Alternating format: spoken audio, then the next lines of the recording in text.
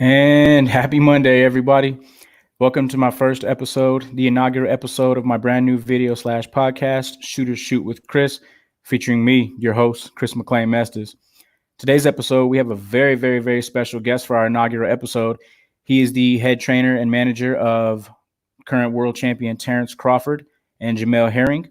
And we will have BoMac Mcintyre on here in just a bit. I wanted to thank everybody for tuning in and welcome to the show. Oh, somebody told me sleep is the cousin of death. I gotta wake up. So I open my eyes with a dream in the book. I gotta chase them. Struggle makes 100 miles and running feel more like a million. More pressure. I ain't never backing down and letting up. Fuck you then.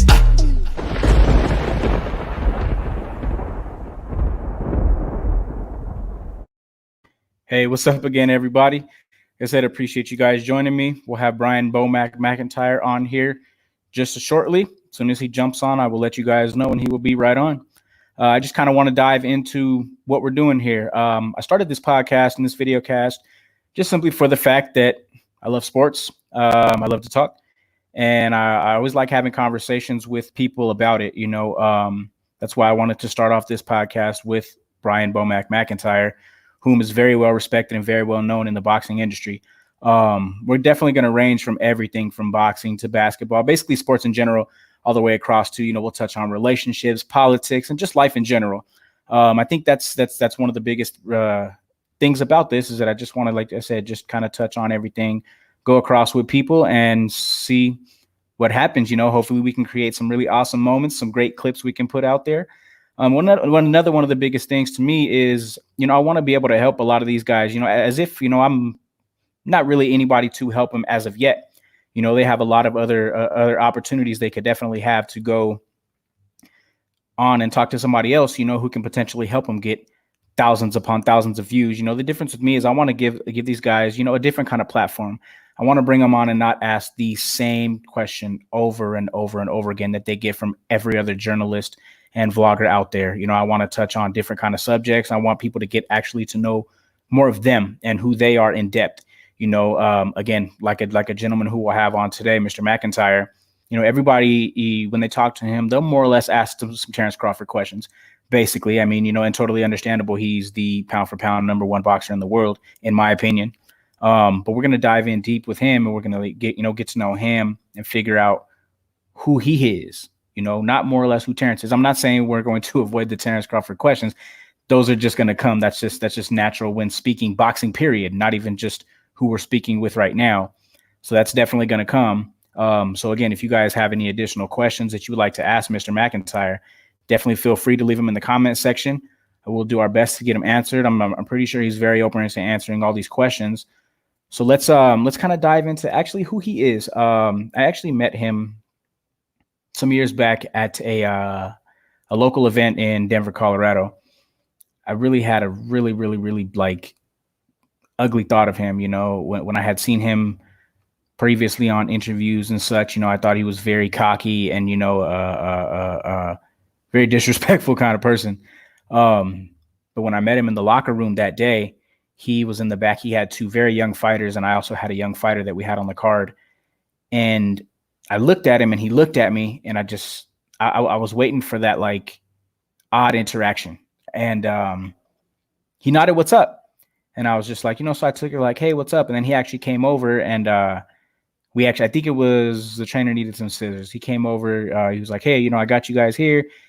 And we kind of just started talking. I went ahead and watched a couple of his fighters' fights, which they were doing great. I was curious to see what he was going to do. Because at that point, when I had started in boxing, I more or less started at the top level.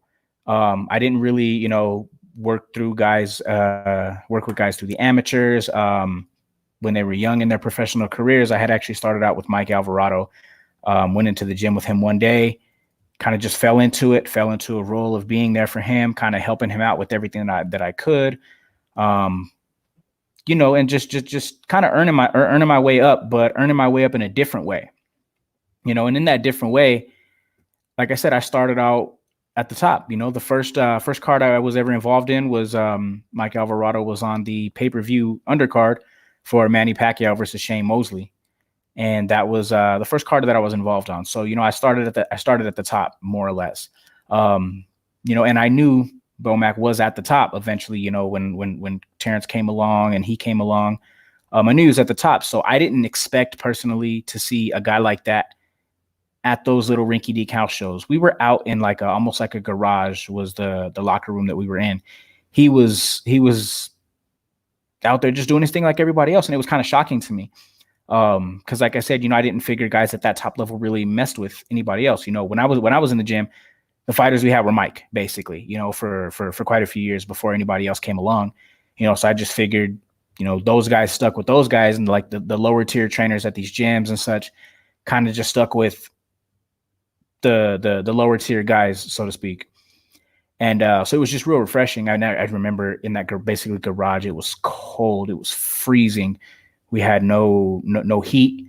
I remember the fighter that we had, he was literally sitting on the chairs, wrapped up in his outfits and sweaters and almost covered up. He had him covered up in towels just to keep him warm. So it was a different experience. So when I seen him doing that, I was very, very impressed. I was very intrigued. And it gave me a newfound respect for him without even actually ever even getting to know him. And then right then, I believe our relationship just kind of blossomed from there. He's always been a guy that's always, reached out when he needed something, and vice versa. He's always been there for me. And that's why when I reached out to him for this first episode, I was actually very happy that he accepted my invitation. And to have him on today is going to be amazing. So like I said, he'll be on here shortly. Let's go ahead and I guess we'll get into a little bit of boxing right now. Clearly, there isn't much boxing going on right now with this COVID-19 pandemic, but I'm very curious to see how these top tier fighters are going to fare once they actually come back. You would imagine a lot of them are actually going to want to get some tune-up fights, because I don't think you're going to want to see a Terence Crawford versus Errol Spence fight right off of this COVID-19 pandemic, which we don't know how long this thing is still going to push, and we don't know how long it's going to go. We don't know when fights are going to start happening, and so on and so forth. So it's going to be awesome to see exactly what these guys are going to do. I mean, I feel we're going to have a lot of tune-up fights. We're going to have a lot of matchups that we're more or less not really interested in. I mean, I believe, we'll still see fights like Teofimo Lopez versus Lomachenko. I definitely think we'll see that, and hopefully we can get that Ryan Garcia and Gervonta Davis fight right off top. But I'm very curious to see where boxing is going to go once this pandemic, lets up and we're actually able to get back to normal life. But at the same time, I'm very excited. The gym's been shut down. I personally haven't been to the gyms. I've been sitting here since this has started, watching old YouTube videos of old fights. A lot of Terence Crawford, a lot of Miguel Cotto, which is I want to say low key one of the more entertaining fighters that I like to watch personally. His fight with Antonio Margarito was really awesome. So let's actually go to the comments here while we wait for Brian to jump on and answer some questions. I see Isaiah Mestis, my brother. Yes, we're definitely live, brother. Thank you for the support, man. I love you and I appreciate it. Alvino, awesome, man. And Alvino asked, what's the first fight you want to see when they come back? There's a lot of good ones that can be made. There definitely is, Alvino. There's a lot of great fights that can be made. But again, like I said, I personally don't want to see any top tier matchups for a lot of these guys off top when they come back. I feel that some guys are going to be rusty, and it's not more or less that they haven't been training, because I'm sure some of them have. But it's a lot of them just been sitting at home, not doing anything, and not to no fault of their own. They're doing their job in society to kind of, help stop this COVID-19 pandemic. So, like I said, I'm very curious as far as to see what's going to happen. But there's not really any fight I'm looking forward to. I mean, probably, I guess, just when I know what's going to happen, it's going to be the Lomachenko and Lopez fight, which is going to be a very interesting fight to see. Curious to see how Lomachenko is going to respond to having a young gun in front of him. Lopez, to be quite honest with you, he surprised me tremendously. tremendously since he's came onto the scene. I actually match made his first fight. Had it done, had everything done, but they ended up taking another opponent.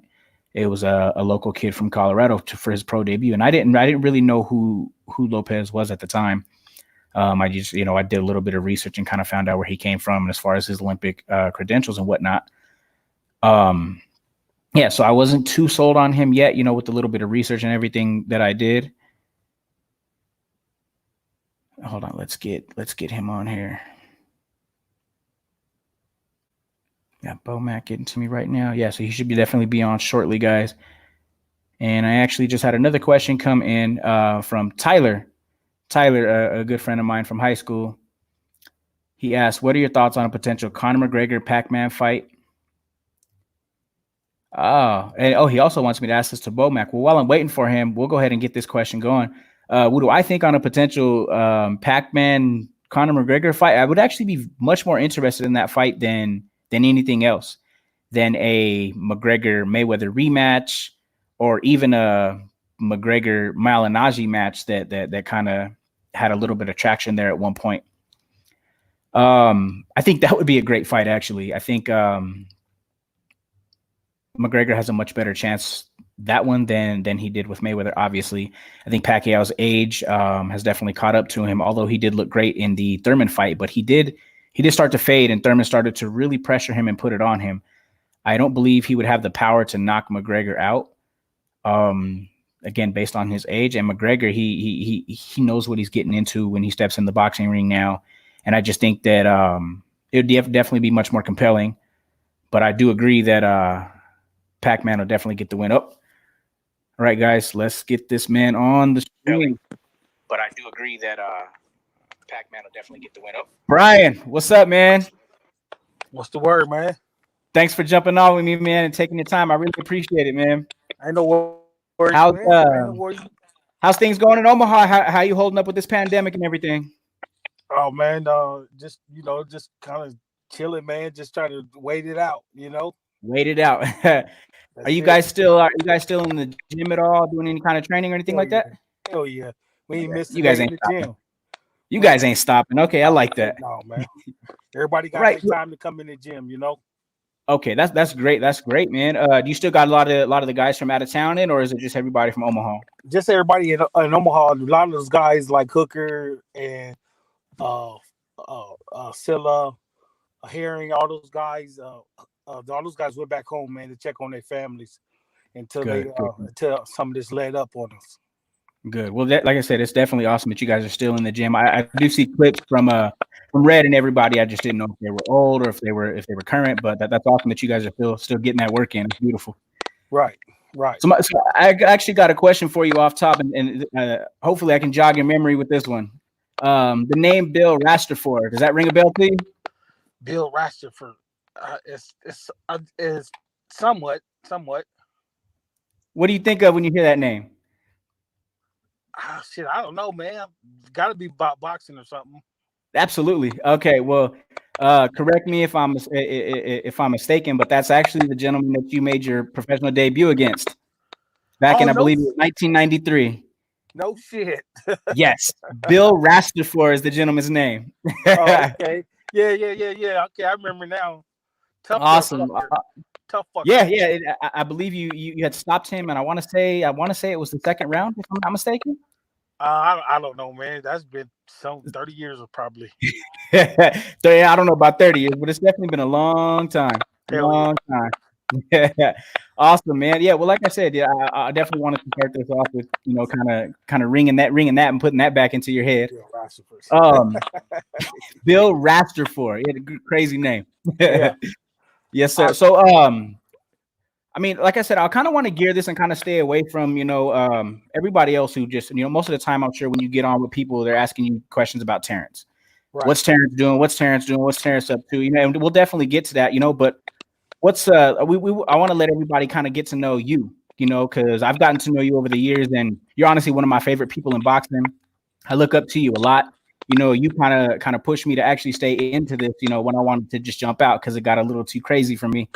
So like I said, I want to let people get to know you a little bit. My first question is, you What do you got in your stereo? What are you listening to? You're not a young man. I know you got a birthday coming up as well, but what are you listening to? You kind of stay new school or you kind of old school? I go all over the board, man. I got that Sirius XM radio in my truck, and so right now, what's playing now is reggae. I listen to a little reggae, man. You know what I'm saying? After I leave the gym and just kind of cruise a little bit and get my head straight.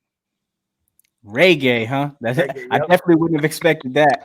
Yep, and one of the reasons why I asked that too is because every time I've ever been into the gym with you guys, it's been so different. I don't know who controls the music, but it's been so different. And one of the ones that actually stands out was I walked in one day in Colorado Springs and somebody had on the theme song from, I believe it was Kickboxer. Probably Terence. You guys had on. Okay. Yeah. When I heard that, I was like, yeah, this is definitely the place for me. That was awesome. That's definitely awesome. Yeah. What the other question? Listen to that old music, man. I like that. Terence. Yeah. Definitely shout out to Terence definitely for that because that's definitely right up my alley. Cool. What's with the 3-coach lineup? I've always wanted to know why. I haven't seen that with anybody else I've ever encountered in this sport. Everybody just usually have their head coach, their strength and conditioning guy, and usually a helper, somebody else on the side, cut man, what have you. But why the 3-coach lineup that you guys have and you guys keep every fighter you have? Well, it's actually funny, but it works really good because we all got our own different styles, and so Coach Red is the me and him got pretty similar styles because we all actually came up and since 1999 came up in the gym together, and so when I was kind of starting my professional career or in the middle of those guys were just amateurs. And so the style that they kind of know is the style that I taught them. You know what I'm saying? Because when I was a professional, I was still coaching the kids. And those guys are 10 to 15 years younger than me.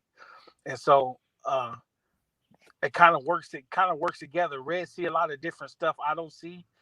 Saul see a lot of different stuff that I don't see. And it's just vice versa. And everybody get their turn with the fighter. But at the end of the day, it kind of works all together, man. It kind of works together. Saul is good for Mexicans, that's that Mexican style. And then me and Red, we just pure boxers, just talent boxers. And that kind of works there, you know what I'm saying? Because you could kind of say me and him is just we got the same style. But he got a different eye and I got a different eye. So, but when time to handle the business, I'm always the guy in the front handling all the business. I'm the oldest guy out of everybody, and so that's just how it is, man. I like it. Yeah, I brought these guys on, man, because Red is like my little brother, man. You know what I'm saying? Like my little nephew. Saul's like my younger brother. Saul's like 2 years younger than me. And he's just my right hand man. Awesome. You see, and that's one of the biggest things that I've seen from being around you guys too. Is this? It's like you said, it's a family. Right. It's a family atmosphere in that gym. Nobody warms up separately. Everybody's doing the same thing at the same times, and then that's when you guys kind of split off into your own ways. And that was very intriguing to me. And I almost kind of like that you kind of let me in on that, for a little while. And I noticed that. When the last time I had seen you guys, no, it wasn't. This was in Corpus Christi when I had Manny Lopez fighting Arnold Barboza out there. Yeah. And I can remember you were calling the fight, and right behind us was Terence and Jamel, and I believe if somebody else from the camp was there. And I heard everyone use, and even in between rounds, Terence would come up to me and sneak in my ear like, "Yo, tell him to do this, tell him to do that. He can't fight going backwards. Tell him to press and everything. And I was just like, and knowing the conversations that I've had with him and you, like, he don't just do that for anybody, right. And you guys either, because we kind of started out, me trying to go at your fighters and get my guys to fight your guys and blah, blah, blah, but like, I appreciated that from all of you guys. And I definitely felt like I was more or less a part of the family in a sense, in a distant way, for you guys to even do that for me was great. So I definitely wanted to thank you guys for that as well. And another question I wanted to ask you, do you remember when we met? I don't know, man. It's No, probably okay. been. It's been a while. No, actually, when we first met, I was telling everybody before you jumped on, I didn't like you. I didn't like you. I never met you. I had never had a conversation with you, but just through interviews and stuff like that, when I had seen you around at like other top ranked events, and places where I was at with Mike, you seemed like an asshole to me, and the reason that changed my mind before even ever speaking to you was because I had started basically kind of at the top with Mike. For my first fight with Mike, he was fighting for the WBC Continental Americas on the pay-per-view undercard of Pacquiao Mosley. Right. So when I first started in boxing, I was up here, so I didn't know nothing about the amateurs. I didn't know anything about kind of the guys, younger guys fighting in these barnyards and strip clubs and stuff like that. So right. So I thought you were on that level too at that point, as far as to the top. So when I seen you in the locker room, because I had Johnny Jerebic fighting, and you had Ventura and Abel fighting on this card in Denver. Okay. Oh yeah. I know. I remember now. Yeah. They were super young. First couple fights for either of them, and that was when I met you. And we were in the same locker room, and I believe we had needed some scissors or something, and you just walked over randomly, like, here you go, like you had heard us talking or something. Yeah. I remember now. Yeah. And I kept staring at you, and you were like, "What's up?" And I was like, "What's up?" And then like it just clicked right there. I was like, "Why is this guy here? Like he don't need to be down here with us common folk." And then that's when it just kind of like turned me on to everything else, and I was like, "Yeah, okay, I like this dude now." And then obviously everything from there went on, and we're here where we are. Got to start at the bottom, man. You know what I'm saying?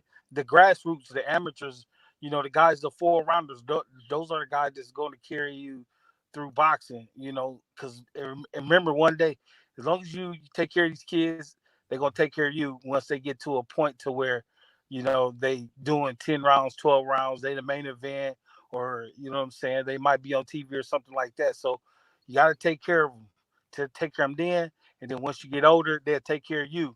So when I say take care of you, it's not like, okay, they're just gonna throw you all this money and shit, because not many fighters reach that pinnacle of their career. When I say take care of you, they're gonna take care of you in the sense of the gym, the coaches, the family. You know what I'm saying? The kids invite you over, shit like that, man. That's important to me. And I know you said before, we is a family, dude. When you come to our gym down here in Omaha, everybody's if you're with us long enough, eventually you're gonna become part of our family. And we don't exclude nobody out, man. You know what I'm saying? If you get excluded out because you exclude yourself out, you know what I'm saying? And boxing's gonna be here way long after we gone. So ain't no sense of trying to be shameful or mindful or greedy to the game, because it's enough boxing around here for everybody. And there's enough knowledge around here for everybody. If I could give something to the game or to the next person that could get them a little further, man, I'm more than willing to do it. You know what I'm saying? Because I didn't have that teacher to get me through the game to where I'm at now. I had to learn through trial and error. You know what I'm saying? Now on the boxing part, you know what I'm saying? Okay, you learn that in the ring. You just learn that getting them knots upside your head. Yeah. You know what I'm saying? But as far as like the business end, how to take care of people, be grateful to people, and just see other teams, all that, man, that you got to, you actually got to live it and you got to earn it. And it's called respect. You know what I'm saying? So I'm gonna respect anybody until they get to a point to where you can't respect them no more, or, I just let it go. Yeah, you get disrespected and whatnot. Yeah, absolutely. So another question I actually have for you is, I've obviously noticed, you hooked up with Maurice Hooker, Rob Brandt, guys like that, which actually Rob Brandt has a tie to an MMA fighter who's actually my best friend back out in Denver, which is really awesome. So next time you guys are out there, I'm gonna definitely bring them up so they can kind of get back acquainted with each other. But okay. Why or how are these other guys getting to your stable? Because again, like you said, it's like a family. So I'm pretty sure you don't just bring anybody on. I'm sure you've been hit up by a lot of fighters. But how are these guys actually getting in to be a part of your family and on your team? Well, most of the time, either they worked with us before, or came in as sparring partners, or somebody that knows me, come to me and say, man, can you help us or something like that, you know? And if I feel like I can help them, I always talk to the team first. So if I feel like I can help them, then, you know, if not me, just if the team feel like we can help them, well, then we'll help them. You know what I'm saying? If it's a 4-rounder, 6-round, 8-round, 10-round, 12-round, wherever the case got to be, we'll help them. If we can't help them, I'm gonna be honest with them. You know what I'm saying? Now at this point, we can't help you. But like for instance, when Jamel came, he came as a sparring partner for Terence, and he was there for a while, and then he hit me up and asked me, can he come back and work with me, and can I help him with his career? So he was already cool. He already been around us most of the year. So I was like, yeah, well, why not? You know what I'm saying? It's cool. And then, by being the manager and the trainer, I'll get to pick his fights. I get to pick who he get to fight. You know what I'm saying? So try to navigate through the system and try to find the right guy, the right fighter for him that's just going to elevate him to the next level. And then just one thing led to another. Now he a world champion. And like with Maurice Hooker, we actually ran into him. Terence was fighting down in Dallas, and we ran into him because I needed Terence to, spar around a little bit, the week of the fight, nothing heavy. And so a guy down in Dallas that was training one of my other fighters down there, he recommended called Maple Street Boxing Gym, and Maurice was there. And so Maurice and Bud, they got in there and they kind of, was just touching around, and it got kind of serious a little bit. And I was like, oh, that's enough. That's all we need. You know what I'm saying? And then I think a couple months later, or maybe a year later, I was like, man, well, let's try that Maurice, man. I think because he was getting ready to fight Postal, and Maurice is about the same size as Postal. And so Maurice came in, and we used him, and he just liked it, man. He liked the way we trained. His trainer liked the way we trained, and then one thing led to another, and he wanted a different look, and so he called us, and he was like, "Bo, yo, man, can I join the team?" I'm like, "Yeah, come on." Because we already helped him before when he won his title, and then when he defended his title, so we was already there, but we just wasn't in the corner. I was sitting on the outside and screaming from the outside, Yeah. So it was destined for us to be together. Yeah, but definitely from what you explained, it was for sure. Yeah. Other than that, man, people call, they'll call, and I'll give them my honest opinion. So answer me this: who is the biggest name? You don't have to answer, if you don't want to put their business out there. But who is the biggest name that has contacted you about training them? The biggest name, I have a few names come across my desk, man. What's the name is making this comeback? They call, actually, because y'all know, whoever knows me know I hate answering the fucking phone. I hate answering the phone. And Brian Jennings one time was he was looking for a different trainer, and they was calling me. Man, I'm like, who the fuck is this keep calling me, man? Damn. So I would never answer the phone. And so one of his boys finally got in touch with me. I seen him a couple months later. He's like, man, I've been calling you, man, and man, I wanted you to train Brian Jennings for me, man. I was like, oh man, dang, man, you should have called somebody else phone there. Shoot you a text at least or something. Yeah. And one time Jay-Z called. And he asked me, was I interested in training some of his fighters, man? I said, well, man, we can sit down and talk when I get to New York. And so when I went up there with the notion that, okay, I'm gonna bring some of my fighters up there, and we're gonna get started, and this, that, the other. But it never panned out, man. And now I am training some of his fighters and shit, but he ain't as close to the game as he was when they first started out.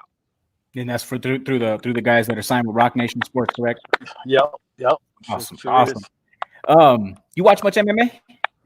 No, man, I don't get on with that, man. You don't dabble with that? Man, all that money MMA fighters making, that could be going to them boxers. But I mean, from rumblings that I heard around, things on social media and whatnot, you never know what you could believe. But I heard that there was a possibility at one point that Terence was going to jump in there. Well, that's like fishing, man. You know what I'm saying? That's like going fishing, throwing your line out there, see if you can catch a fish. That's pretty much what that was. So basically there would have been no chance Yeah, of him that, and that was thing Bob. happening. That was Bob Arum fishing. Fishing for that big fish, McGregor. Yeah, well, I mean, hey, you know, so if that opportunity actually would have presented itself, would you have at least given it some thought? Yeah, oh yeah, man. It ain't me, man. That's Terrence, the one got to get in there. So shit, man. If you feel like that he can get in there and he can do his thing, go right ahead, brother. I'm not gonna stop you. Well, I definitely know he has a wrestling background, and then his boys are already great. Yeah. You know, so I mean, I think it would have definitely been intriguing because it would have been different than having like a Floyd Mayweather in there with him because Terrence is a dog. That he's different. He's different mentally when you take him to that place. You know, outside of that, he's cool. But, you know, and McGregor would have been an asshole enough to actually take him to that place. So I think it definitely would have been interesting, you know, and then once he got in the ring, it would have been ugly. Yeah. I wouldn't mind seeing it, man. You know what I'm saying? Bud, man, he's strong as shit, dude. I mean, he's strong as a fucking ox, man. Well, I can't wait to find out. I want to say for probably about at least a year now, him and I, every time we see each other with John back and forth about playing one-on-one, we had talked putting money up, like the whole nine, you know, but obviously it's never came out. So it's going to happen one day. And we'll see how strong he is. Man. Definitely going to happen. And I know how competitive he is. So that's going to be fun. I'm definitely want you around because you don't see him take many L's, but he's going to take one that day. I promise you that. Go right ahead, man. Y'all go at it. So you wouldn't dabble into MMA at all, even managing some guys, even work with some striking with some of these guys, nothing like that. Because I know you've had guys down at the gym before that mess with Terrence, and he's friends with quite a few of them from what I've seen. So this is my thing, man. I'm in this game for boxing, and if I start veering off into anything else besides boxing, then that's going to take my attention away from the fighters that need that attention. You know what I'm saying? I had it happen to me in my career when I was younger, as a young boxer, and then towards the end of my career. So I don't want to repeat that cycle to no other fighter, because you don't know what that fighter going through or those fighters going through. They definitely need your 100 undivided attention. And once you start doing shit like that, man, then you just set. To me, it just set myself up for failure.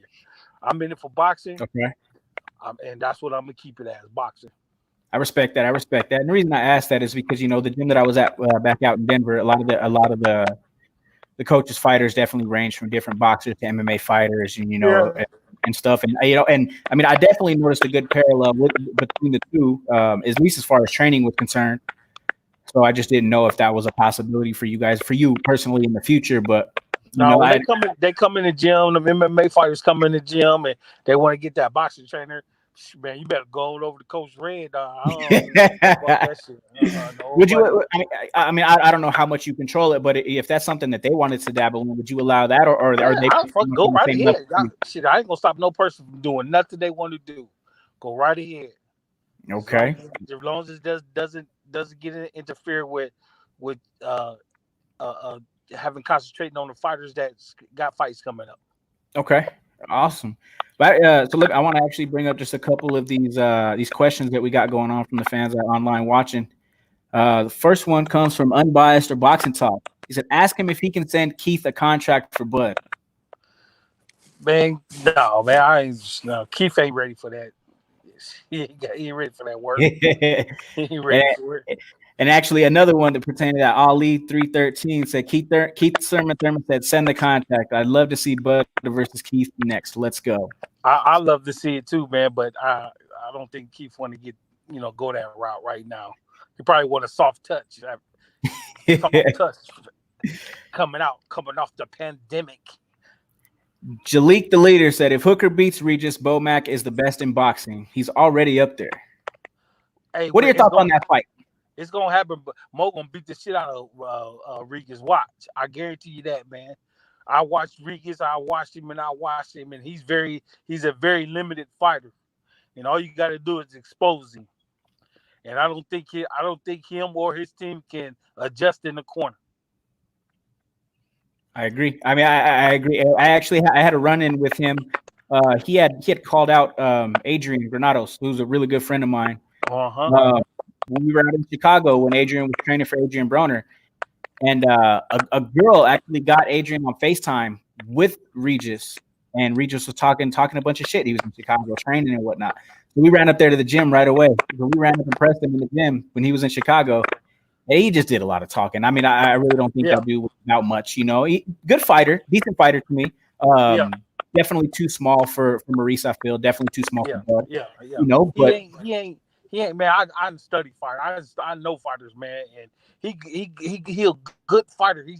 He's a good rugged fighter. He'll get in there. He'll fight with you and shit. But if you got the right game plan and the fighter stick to it, I mean, there's nothing else he can do. You know what I'm saying?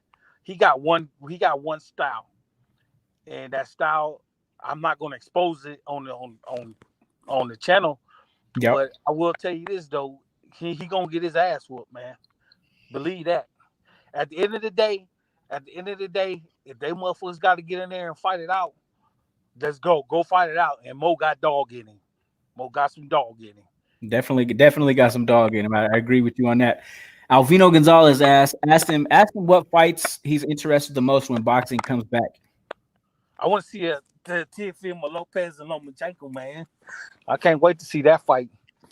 And when Teofimo first came out, I was like, oh man, this dude ain't all that, man. And so what I was gonna do is ride Kevin Ventura on the same card as Teofimo, because I said to myself, man, Kevin could beat that motherfucker, and Kevin know in his heart, I could beat that motherfucker, boy. I can beat him. And so I'm like, okay, all right, okay. So I'm trying to keep top ranked to keep Kevin Ventura on the same cars as Teofimo. As fast as they was pushing him, I want them to push as fast as just as fast. But then Kevin ended up getting signed with fucking Golden Boy, and all that shit didn't never pan out the way we wanted to. So, but he didn't impress me at first, but now that motherfucker is I like motherfucking Teofimo, man. He impressed me. I'm a believer now. He says the takeover, go take over, young fella, go take over, man. I think he's gonna beat Lomachenko, man. He probably can stop him. Stop him. He probably stop him. That's a bold prediction. That motherfucker can punch. He can punch, man. He can punch. It's funny you say that too, because before you came on, I was actually on the Lomachenko Lopez conversation, and I had gotten a call from Brad to find somebody for Lopez's pro debut. I had his pro debut matched up with a kid from Denver. They ended up taking another kid from California, but I had done my studies on him too, like during that, and I was like, I'm not too impressed with this kid. I'm really not. You know, he was a basic fighter to me personally. And then, but like you said right now, you know, but my team has completely changed because he's different. He's that motherfucker can fight. He can fight. And Lomachenko proved himself with 2 gold medals and all the fucking trophies he got, all that shit he got, and where he come from, he improving himself. Okay, so hey, it's gonna be a good ass fight, man. I can't wait. I can't wait for that fucking fight to happen. And another question from Ali313 is Jamel Herring getting the Burchell unification after the Frampton fight? Yeah, that's the plan. Tell him that's the plan. That's the plan to go over there and knock Frampton off his shit. When he did, we knock him off. It was supposed to be towards the end of this year and shit, and then get that unification. Oh, shit. So you say go over there. So you're saying the fight's gonna be in Ireland? It's gonna be in Belfast. When you fight, what's his name? Fight Frampton. Okay. Yeah, just hoping everything goes as planned. Yeah, well, again, everything's on hiatus right now with this pandemic, but you know, I definitely hope everything gets back on. Another question that came in: who do you got out of Wilder versus Mike Tyson in his prime, and who wins Fury Wilder 3? Oh shit, that's a good question, man. That'll be a good fight between Tyson and their prime and Wilder. That's a toss up. And then if Wilder doesn't change anything going into the third fight, I'm gonna have to go with Tyson Fury. I definitely think that it's too late for him to change anything. As far as Wilder, I believe if he goes to a different camp, gets a different trainer, and actually takes time and doesn't turn around and have this one that quick, that he'll have a chance. But the way he's trying to do it, it's not going to happen. I see Fury. Fury is just too far superior than Wilder. That's for sure. Yeah, he's a good boxer, and he's a big motherfucker too. So that motherfucker big too. Yeah, he is. You what are you doing in the truck? I mean, I actually just came from the store and shit, so I got my groceries back there and shit. Perfect. Well, I won't keep you too much longer. I don't want. I don't want so stuff start to get cold. I fucking missed the call, but I forgot it's 6. We're an hour behind. We're an hour ahead of y'all and shit. So, you are okay. Yeah, you know what I'm saying. So I was like, "Fuck, man, I missed the car. I missed it again and shit, man. I let my boy down." Yeah, man. I was doing some research earlier on some previous interviews, and there was a gentleman that had said that he was supposed to have you on, and you never showed. And I was just thinking about earlier, I was a YouTube video, and I was thinking to myself, man, I hope he doesn't pull that on me. Listen, you told that dude, whoever I was supposed to go, I'm sorry, or just stay on my ass.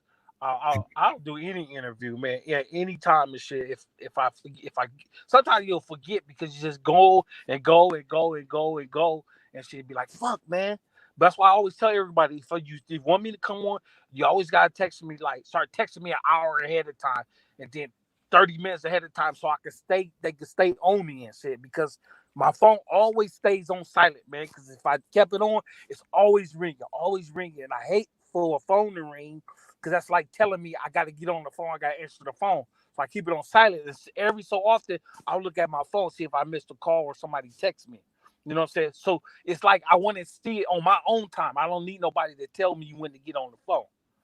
And then when I was coming up, my mom and sister, all they did was talk on the phone all the fucking time. So that's why I hate phones, man. I hate them. I know I gotta have two of them so I can communicate with the world, but I don't like talking on phones, man. I hate it. Yeah. But you super active on your, so you're definitely active on your Facebook social media and Instagram and stuff. Not so much. Is that the reason why you just don't? Yeah. Yeah. I just get on. I get on there and I go back and forth with motherfuckers and shit. But and then that's just on the phone and shit. And I could be on Facebook and motherfucker call me because they know I'm on Facebook and they'll call me, but I still won't answer the phone and shit. You know what I'm saying? Oh man! How Facebook give you that little thing. Oh man, he on Facebook. Oh shit, let me give him a call. And then they'll text me. Then answer your phone, dude. And I still won't do nothing. Fuck that. That's what my brother does, and I hate it. I'll be texting him, and I'm like, all right, this is too long to text. Let me just call him, and he'll just ignore it. I'm like, dude, so go to one talk on the fucking phone. Hey man, me and the fighters and got into arguments over this, man. Answer the motherfucking phone, man. Why the fuck you answer the phone, dude? Why, dude? I'm on the phone now. What's the problem? You know what I'm saying? Man, I just want to talk to you. Oh man, you don't want shit. I'm here now. Actually, my brother's on and he has a question for you. He says, how was JRE, the Joe Rogan experience that you were on with Terrence? How was that experience being on with Joe? Oh man, at first I didn't want to go on the show, man, because I thought I was just like, man, I'm like, what the fuck I'm going this for and shit. But like, man, you got to go in there with me, man. Fuck that shit. I'm like, man, I don't want to go in that shit, man. Fuck, man. I'm ready to get our ass to the fucking airport. That was the last thing we do before we hit the airport. Fuck, man. So, man, we went in there about 1:00, and it was supposed to be for 1 hour. Went there, did about 1. She got online. We got on there probably about 2. I think it was 2. But it was so fucking fun, and the shit went so fast, and just this different shit that they was talking about, and then we was going back and forth and shit. We looked up, man. It's 4:00, dude. I'm like, fuck, 2 hours went by that fast, dude. That was fun, dude. Yeah, liquor and shit in there, motherfucking smoking weed and shit. It wasn't smoking weed while we was talking, but you could tell weed around and shit. You know what I'm saying? Ashtrays and shit like that.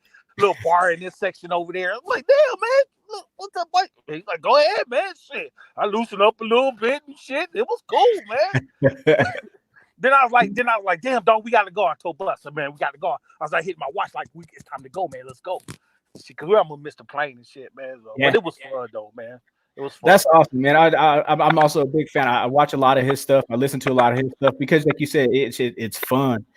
You guys get into talking about whatever, be talking that bullshit. And I was on. I loved the episode with you guys, but I wanted you to get on some more because, again, you talking when you let loose, especially when you let loose and get a little bit of liquor in you, whatnot, you're gold. Everything you say is gold. Hold It's on, nigga. great. I got some right here, motherfucker. Like that night that we went on it, that we took the shuttle to New York, or not the shuttle, we took the van to New York City, to Times Square. Yeah. Oh yeah, Oh, man. man. Oh, that shit was funny shit, man. That was shit fun. That night was great. My brother was like, when we got back, he was like, "Yo, I love this dude. I love this dude." That shit was fun as shit, man. That shit cost $1,000, man. What? How? Just you know what I'm saying? Because those vans are just there for just like the Fighter fighters transportation. yeah. Yeah, so I like fuck that shit, man. Come on, man. And so Dame was like, okay. So everybody wanted to go to that Jay-Z's club, right? Yeah. So I'm like, fuck that, man. We need one of these vans. So I threw the owner of 500. I threw the driver 500. Nigga, let's go, man. Fuck that shit, man. Everybody don't want to go to that bullshit. You know what I'm saying? Let's go we see the tipped him city. too. Let's We go tipped see him too when we got back. Yeah, it was cool as shit, man. It was Man. cool. Well, like my brother just said, he said, shout out to BoMac for the trip to NYC. So I mean, I didn't know you threw him 1,000, so thank you. Yeah, man, it's was, cool though, man. You know what I'm saying? It's all. Hey, I get it from boxing, so I'm gonna spin it in boxing. You know what I'm saying? You know, I'm a cool dude. I'm a cool laid back dude, man. If we all can have some motherfucking fun, let's all have fun and shit. You know what I'm saying? yeah, Fuck it. that And was. to me, Trust me, and that trip I needed it. To me, when in boxing, it comes so natural to me. The knowledge and everything, the commentating in the gym. That's just every day. That's my life. That's what I do every day. And so by me getting paid, that's just an extra bonus to it. That's like free money. You know what I'm saying? I'm not gonna hover over money and shit and be stingy with it. If we can have fun, and I got an extra 2,000-3,000 in my pocket, let's go. It's time to go. You know what I'm saying? Now it'd be different. It was 100,000. I'm like, hold on, dog. Hold on. Shit. Fuck all that old shit. You know what I'm saying? But couple thousand, man. Let's go. Let's have a little fun and shit. You know what I'm saying? Because you'll never know when I see y'all again. You know what I'm saying? I mean, yeah, and that was, you know, to be honest, the beginning of that little ride was a little it was a little tense, because Kay had gotten it. Shakur's trainer. Yeah. And he was and he was helping with the kid that we fought that night, the kid from New York. I got that Manny fought. Vargas. And so he knew he had said something slick when we got on the bus. So we had kind of jawed earlier in the day a little bit, you know, and then we got on. My brother was wearing an outfit. He had already knew me, so he was kind of like, oh shit. So it was super tense for a little while. You know, but then my brother kind of broke that, and then we just had fun. But yeah, it was. Yeah, man, Kate cool, man. Kate cool as shit, man. You know what I'm saying? He seemed like it, and I get it. You know, like we were almost like against each other that day. Right. I'm sorry, that trip. So that's cool. You know, that was fine. But it was crazy. It was crazy. I didn't expect that. But it was an experience for sure. That was fun. Again, thanks for that, man. That was awesome. No worries, man. No worries. Do it again. I want to make my way down to camp one time. You know, I'm out here in El Paso, Texas now. Yeah. I was thinking that, man. You ain't in Denver no more? No, I moved out here just for a year with my girl. Little pussy whipped and shit. I knew that was coming. You know how many times people gonna say, "Why you chasing pussy?" I'm like, "Yo, I'm not." Pussy whipped and shit.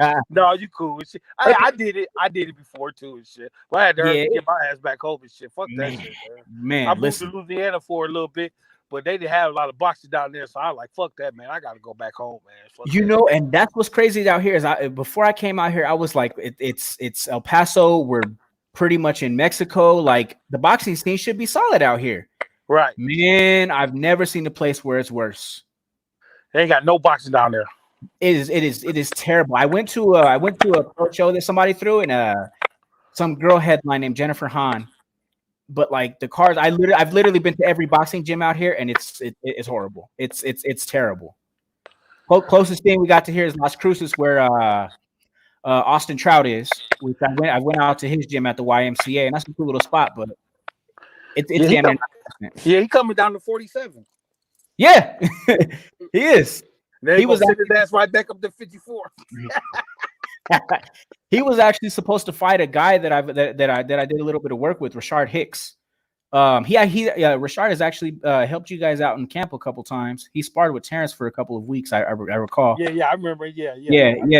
He was supposed to fight Trout on this last card, but they X'd him out for some Mexican kid who ain't fought in like 4 years, and Trout ended up just putting him out like in the first minute of the first round. It was I seen that shit. What's the plans for Kev? Kev's one of my favorite fighters that you have. I really like that kid. Actually, man, right before all this shit happened, Kev was scheduled to fight May 8th. Well, with Top Rank, and we was gonna do like a couple fight deal with them and shit, and then go after one of their kind of young guns that they got trying to breed and shit. You know what I'm saying? And so I know we can knock this dude. I'm gonna keep his name anonymous, but I know we can knock this dude off the shit. So they was gonna give us the gimme. Then I was gonna do a show here in Omaha, and then was gonna go fight one of their little young guns and shit. And then, maybe we can get another couple fight contract with them. Maybe not. I don't know, but that's the plan with him and shit. Is he? So he's not with Golden Boy anymore? No. He fucked up his hand one time. Then he missed weight one time and shit. And so Robert Diaz or whatever his name said, "Our boy gotta let him go." I was like, all right, that's cool shit. I understand that. You know what I'm saying? So he been out a whole fucking year and shit. Yeah, with little personal shit that he got going on too. Are you gonna keep him at 130 or are you gonna put him back up at 135? Man, that motherfucker done grew so big, he probably gonna be at 35 now and shit. Okay, that's a great place for him. Like I said, he's probably my favorite young fighter that you have that I know of. Especially when we actually went against him when he fought the Perez kid. Yeah. On that undercard, I think it was Terence and John Molina. I was scared of that motherfucking card. I was scared because he almost beat Trevin Copeman. Remember? Mm-hmm. I think he almost beat Trevin and shit. He hurt Trevin and shit. But Trevin's a better boxer than Kevin is. So I was like, fuck. But when he came, I knew he was gonna come bring the thunder. I was like, fuck, and I thought he got dropped, but he didn't. They called it a slip, man. Kevin dropped him, then he came back and they called it a slip, but I thought he dropped Kevin and shit. But Kevin's like, no, he didn't drop me. You know what I'm saying? So, but that was that I definitely didn't see that coming. Because that Gregorio kid, just like you said, he's tough as nails. Him in the gym fight a couple times. That motherfucker is tough. Him in the gym, he beats up everybody in the gym from things that I've seen as far as in sparring. So when I see that, I was like, okay, this is gonna be fun. And he just Kevin just turns it on, three right hands over the top. Gregorio didn't want to put his hand back up, and Kevin knocked him the fuck out. Yeah, that was great though, man. I definitely can't wait to see that kid fight again. Hey, remember that fight? Remember that fight we had with Guy Smith and what? You had to bring that up, didn't you? You know that one still to this day gets my blood pumping. That was Johnny and Guy Smith. Yes, that was. boy, we got out that motherfucker. Hey, thank you, Dr. Conroy. Yes, hey, thank you, Terrence's doctor. Let's put it that way. I know who he is. Hey, listen. See, it's the difference when you control everything. So when I put on my shows, man, I control everything from the judges to the doctors to the venue to everybody. You know what I'm saying? Oh, you needed him because. Yeah, he was coming. He was coming. You know, and I hate that happened because to be honest, Johnny was probably one of the most talented kids that I knew. He had everything, man. He had everything. He was super talented. I remember when he fought in the finals for in the finals for Golden Glove Nationals against Jaron Ennis. Oh no shit! Jaron beat him in a split decision. Johnny could have easily won that fight, you know. And but after that fight with Guy, when that happened, I think that almost ruined him. I think that loss just kind of took it out of him. Oh, no shit. Yeah, Okay, and man. I gotta go, man. okay, yeah, no problem, man. Thanks for being on. I appreciate it. Man, no problem, man. We'll get up Definitely in a soon. couple months, man. Y'all can come down to camp or something. You got it, man. Once this passes over, I'll get with you and we'll definitely come down. All right, brother. All right, Bo. Appreciate you, man. Thanks Yep. for being on. Yep.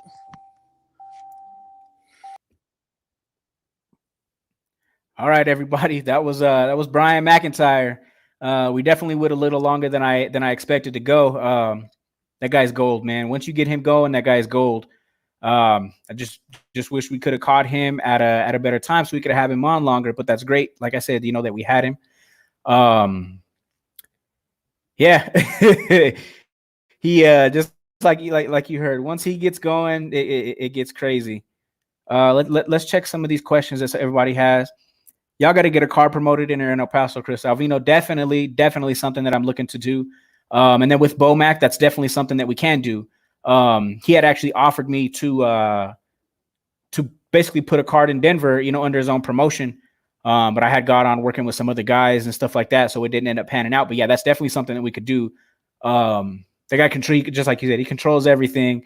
As we started talking about it with that fight that I took my guy over, and just so some of you guys who don't know, so I had a kid, and I'll actually post a link to this fight on YouTube. So I had a kid named Johnny Jerebick. He was undefeated. I believe at that time he was 4-0. Guy Smith, who was BoMac's fighter, was like 5-2. 5-2. We took Johnny out to Nebraska to beat him. We were super confident, as we should have been, that Johnny would just clean this kid out. Johnny, white boy, tall, about maybe 6 foot, super technical boxer. A lot of swag for a white boy. He can. If he should be on. So Johnny, if you're on, say what's up. But so we took him out, to the fight. We got in there the first round going. We had Johnny going. He was sweating. He was good. He was solid. So Johnny came out, and he's not known as a power puncher. He doesn't have a lot of power, but his technique, his footwork, his ring IQ was just like superb. It was superb. So Johnny hit him with a right hand, followed it with a long left hook, and dropped the guy. Funny, his name is Guy. So Guy got up, super wobbly, crazy wobbly. Johnny went in for the kill. Guy, who's actually a state wrestling champion turned boxer, turned into a wrestler at that point for the rest of the round and just held. Johnny caught him again, couldn't get the finish. Dude was literally wrestling him to the ground. That was how crazy it was. The referee didn't call him for holding, nothing at that point. So second round comes out. It was a little bit more of the same. Johnny just outboxing him, catching him with slick shots. Guy would slip something in every now and again.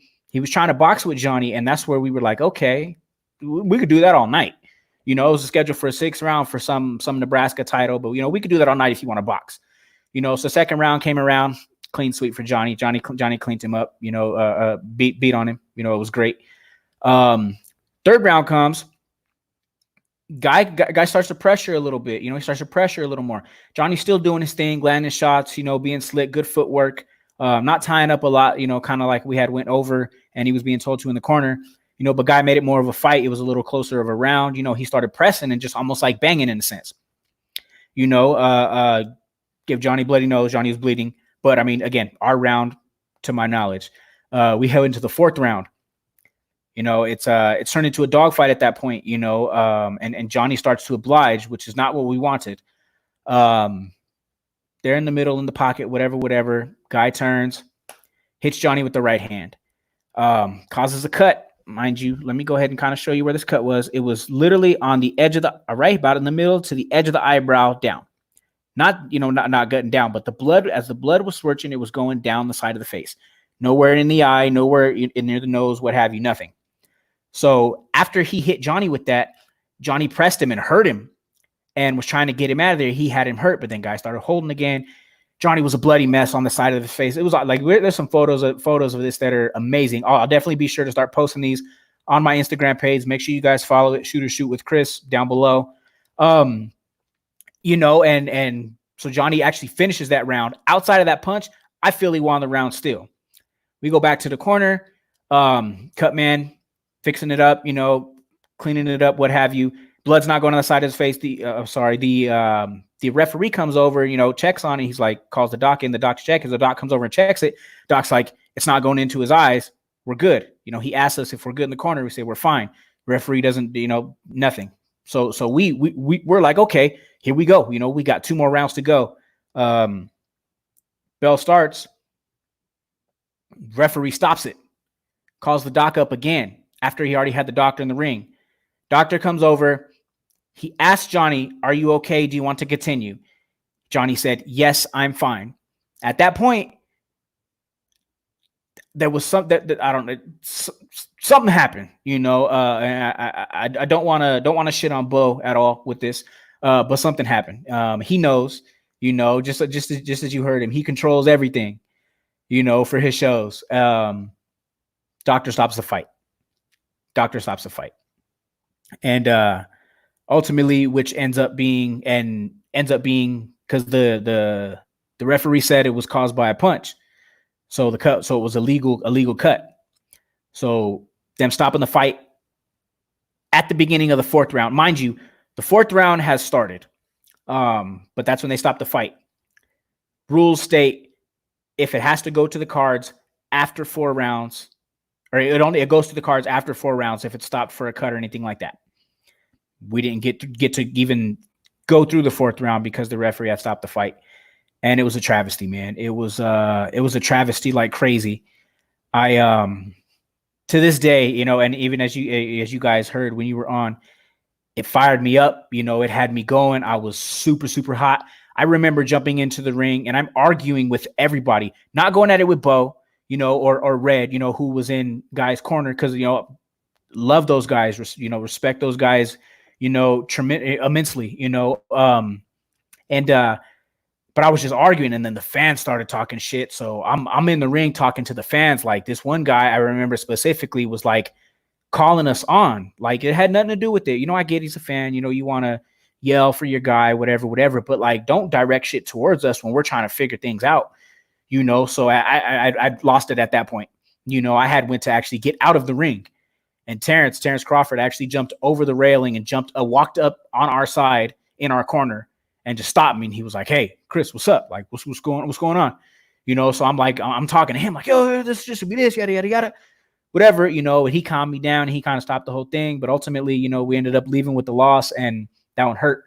That loss probably hurt more than any loss from any of the fighters that I've ever worked with, during the time I've been doing what I'm doing, which is, managing guys, helping training and whatnot. That one still stings the most.